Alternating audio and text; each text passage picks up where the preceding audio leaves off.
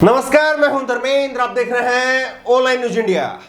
एक और झटका लगा है अफगानिस्तान से भारत और अमेरिका को। लगातार बुरी खबर आ रही है और ऐसे में एक और बुरी खबर आई है।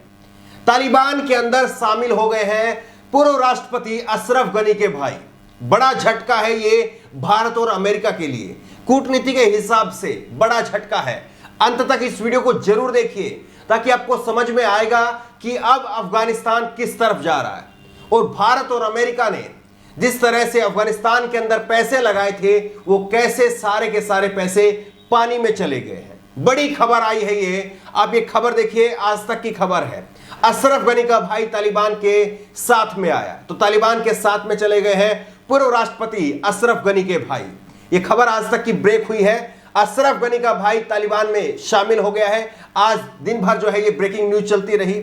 इसके साथ साथ एक और खबर आप देखिए, अशमत गनी, अशरफ गनी के भाई के नाम है अशमत गनी अहमदजई, तालिबान में वो शामिल हो गए हैं। तो बड़ा झटका है ये। तालिबान में जिस तरह से लगातार उससे पहले जो है तालिबान ने काबुल में प्रवेश किया और काबुल में प्रवेश करने के साथ में ही मुल्ला बरादर जो है वो अब राष्ट्रपति भी बन सकते हैं, ऐसी भी खबरें आ रही है। लेकिन इसके पीछे संदेश क्या है वो आपको बताएंगे, लेकिन पहले उससे ये खबर आपको पहले पूरी बता देते हैं। आज तक ने लिखा है कि एक भाई भागा तो दूसरा भाई तालिबान सत्ता में शामिल हो गया। अफगानिस्तान के पूर्व राष्ट्रपति अशरफ गनी के भाई अशमत गनी तालिबान में शामिल हो गए हैं। ये हाल अफगानिस्तान का है जहां राष्ट्रपति गनी को मुल्क को किस्मत और तालिबान के हवाले करके भाग गए, तो उनके भाई को उस तालिबान का साथ मंजूर है जिसके खिलाफ लड़ना उनके भाई का फर्ज था। लेकिन हालात और मौकापरस्त दोनों भाई बह गए। एक भाई भाग गए तो दूसरे भी अफगानियों की नजर से उठने के लिए भी उन्हीं के साथ में शामिल हो गए और अपने मुल्क के आतंकियों के हवाले कर दिया। ये आज तक ने जो है खबर लगाई है। अब इस खबर के पीछे का संदेश क्या है, वो इस खबर के पीछे का संदेश आप समझिए।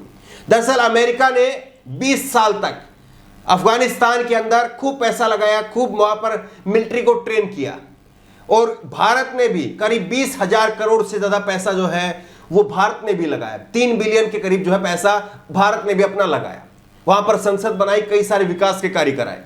लेकिन सवाल ये है कि चाहे अमेरिका हो चाहे भारत हो, क्या इन दोनों मुल्कों को, अपने आप में बड़े मुल्क हैं दोनों के दोनों, अमेरिका बड़ा मुल्क और भारत भी अपने आप में बड़ा मुल्क है, दोनों इन देशों को क्या नहीं पता था कि अशरफ गनी जिसके ऊपर हम पैसा लगा रहे हैं, जिसको हम पैसा अपना दे रहे हैं, क्या अशरफ गनी इतना कमजोर है? यहां पर बैठी सरकारों को, अमेरिका में बैठी सरकारों को क्या इस बात का आभास ही नहीं था कि जिसको पैसा लगा रहे हैं जिसके ऊपर, वो रफू चक्कर हो जाएगा मौके पर?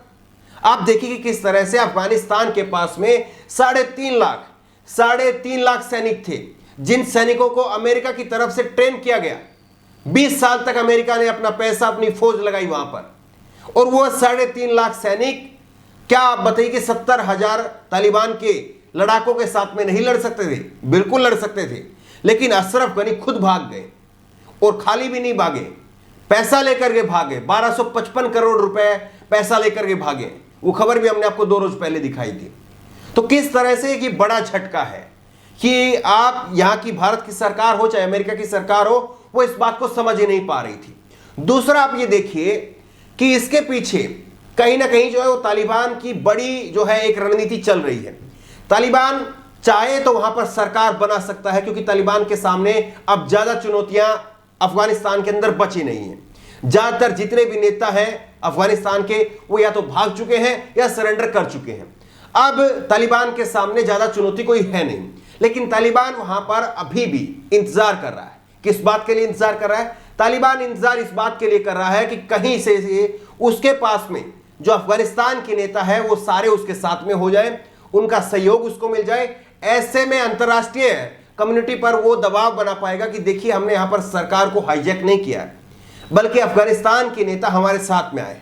ये जो है वो तालिबान की तरफ से रुख रखा जाएगा कि हमने यहां पर जो है लोकतांत्रिक तरीके से सरकार को यहां पर बनाने का प्रयास किया है। ये तमाम बातें जो है वो तालिबान की तरफ से रखी जाएगी, चाहे वो यूएन की बात आती है, क्योंकि तालिबान को भी मालूम है कि वो सत्ता तो पा लेगा, लेकिन सत्ता पाने के साथ साथ उसको मान्यता भी पानी है।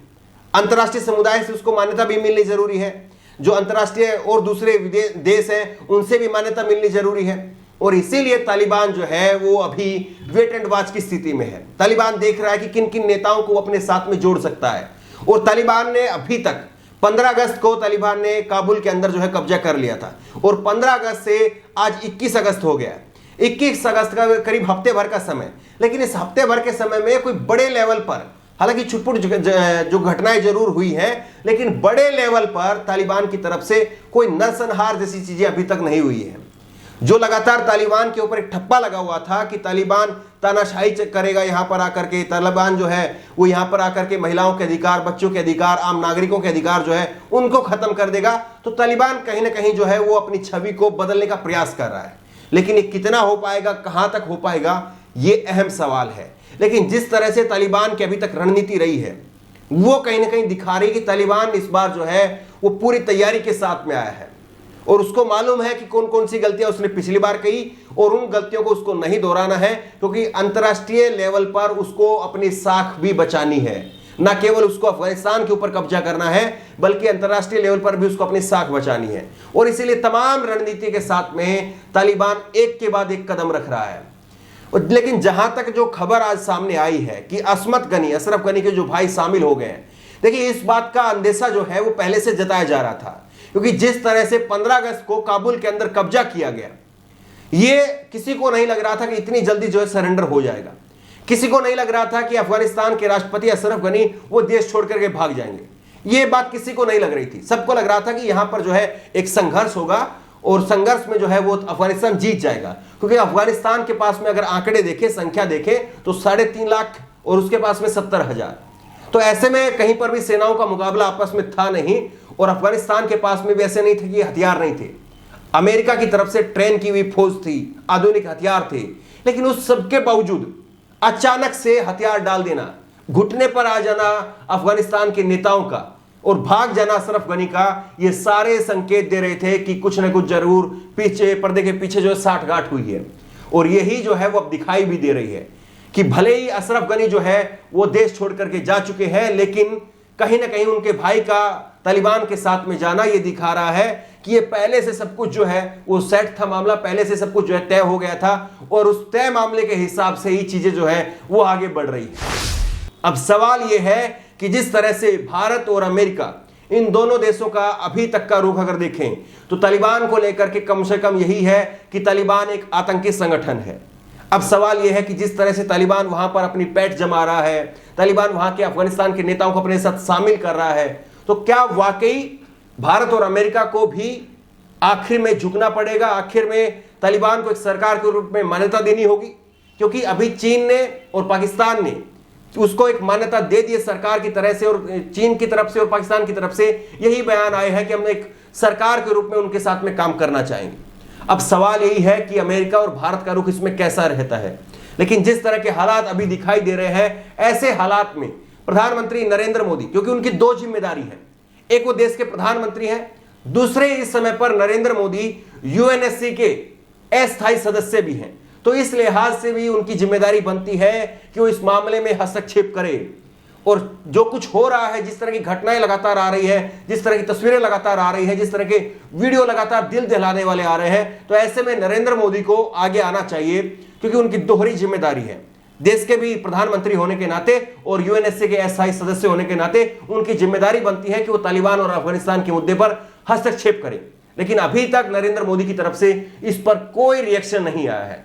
तो सवाल यही है कि आखिरकार भारत की चुप्पी कब टूटेगी, और जिस तरह से तालिबान एक के बाद एक अफगानिस्तान के नेताओं को अपने साथ में ले रहा है, तो क्या वाकई भारत भी उसको एक सरकार के रूप में मान्यता देगा?